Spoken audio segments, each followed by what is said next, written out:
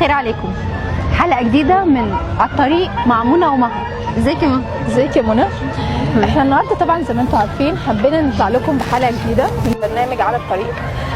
نتكلم فيها عن اجواء رمضان، نتكلم بيها عن اجواء رمضان الماضي والحاضر، ايه اللي اتغير في رمضان، ايه العادات اللي اتغيرت كشباب كناس اجدادنا الام والاب، ايه الحاجات اللي اتغيرت معانا كلنا، المسحرات، المدفع، الحلويات كلها، يعني الحاجات دي لسه موجوده لغايه دلوقتي ولا لا؟ اصلا لما بنشوف يعني انت لما بتتفرجي على السوشيال ميديا يا مها، الفيسبوك، كل ده انت بتلاقي ان الناس في ناس كتيره بتغني بالماضي، بتقول لك يعني ولا يوم من ايام رمضان فعلا في ايام زمان.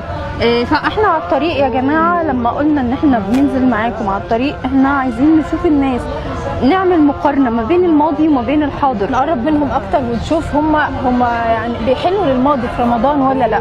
فانتظرونا في برنامج على الطريق مع منى ومها في كل جديد، ويعني هنبقى جواكم، يعني مش هنبقى في الاستوديو اكتر حاجه، لا هنبقى معاكم في كل حاجه. صح يا منى؟ صحيح. وعشان كده احنا صورنا تقارير مع الناس، تمام؟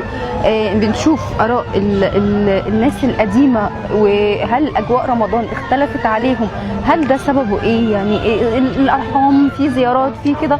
وهنشوف برضو الجيل الجديد اللي هو احنا منه يا مها، هنشوف الاجواء ديت، هل فعلا احنا الوضع الحالي غير وضع زمان، ولا الدنيا مع التطور بتتغير.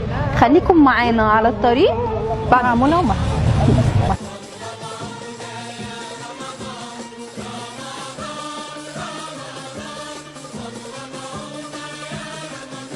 يا شهر العبادة والخير والسعادة والرضا والغفران، يا مجمع قلوبنا على سنة حبيبنا وبهدي القرآن. يا شهر العبادة والخير والسعادة